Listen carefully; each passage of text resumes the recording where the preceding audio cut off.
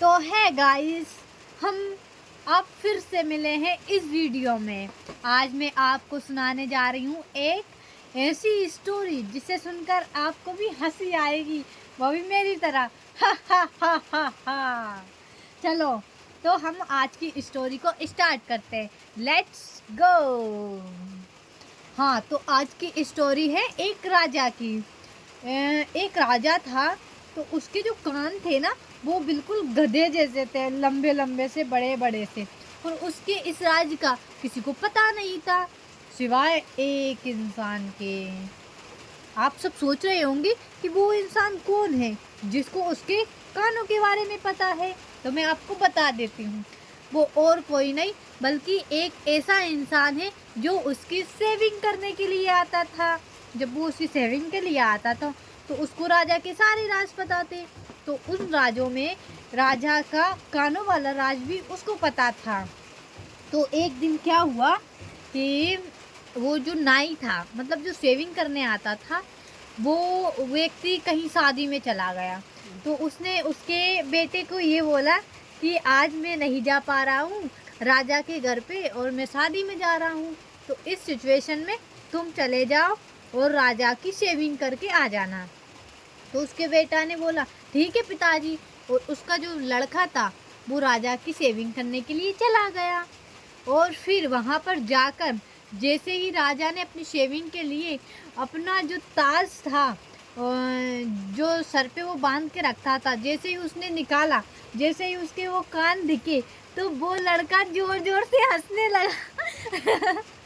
और वो इतनी जोर जोर से हंसने लगा और बोला कि राजा के तो गधे जैसे कान है, राजा के तो गधे जैसे कान है, राजा के तो गधे जैसे कान है। और जोर जोर से चिल्लाने लगा। तो राजा ने बोला, हे मूर्ख, अगर तूने ये बात किसी को बोली ना तो तेरी गर्दन काट दूंगा, मैं तेरा सर धड़ से अलग कर दूंगा। और फिर वो लड़का चुप हो गया और वो एकदम से घबरा गया, कहीं राजा मेरा सर ना काट दे। तो उसने बोला कि नहीं नहीं महाराज, आप ऐसा ना करें, मैं किसी को कुछ भी नहीं बताऊंगा। लेकिन वो जैसे ही शेविंग करके जाता है तो क्या है, उस लड़के के पेट में ये बात नहीं पचती है कि राजा के बड़े बड़े कान हैं। तो जैसे ही वो घर से निकलता है तो उसको रास्ते में ना एक आदमियों की पार्टी दिखती है, मतलब जो आदमियों की गुंटी रहती है ना, वो दिखती है, जहाँ पर बहुत सारे लोग बैठे हुए थे। तो उसने सोचा कि मैं इन सबसे बोल देता हूँ, ये कौन सा राजा से बोलने जा रहे हैं, अगर ये राजा से नहीं बोलेंगे तो राजा मेरा सर नहीं काटेगा, तो मैं इनसे बोल देता हूँ। नहीं नहीं, फिर वो सोचने लगा, नहीं नहीं, अगर राजा से बोल दिया तो राजा तो मेरा सर ही काट देंगे, मैं इनको नहीं बताता हूँ। फिर वो घर पर पहुँच गया। घर पर पहुँचने के बाद उसने बोला कि घर पे तो कोई भी नहीं है, क्यों ना मैं इन दीवारों से सब बोल दूँ। दीवारें कौन सी बोलती हैं।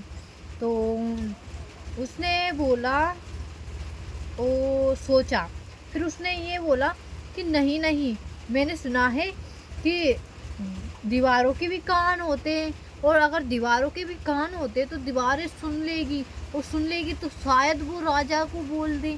नहीं नहीं, मैं राजा को नहीं, कहीं किसी ने अगर सुन लिया तो राजा गुस्सा हो जाएंगे और मेरा सर काट देंगे, नहीं मैं इनसे नहीं बोल सकता। तो वो लड़का बोला कि मैं जंगल में जाता हूँ, और जंगल में तो कोई भी नहीं रहता है।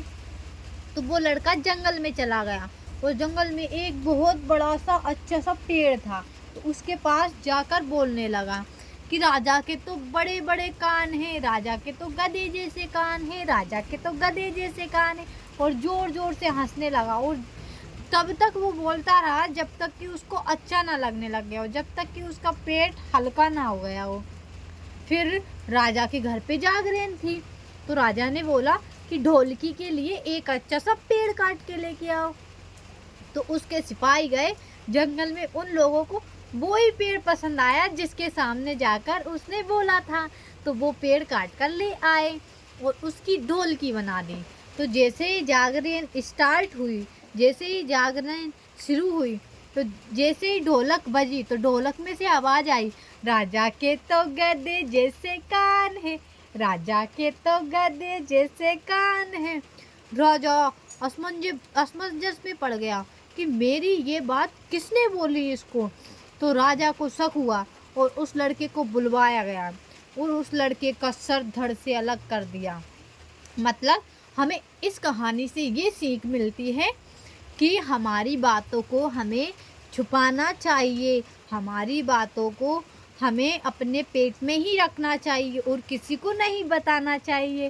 धन्यवाद। तो हम मिलते हैं नेक्स्ट वीडियो में, तब तक के लिए बाय बाय।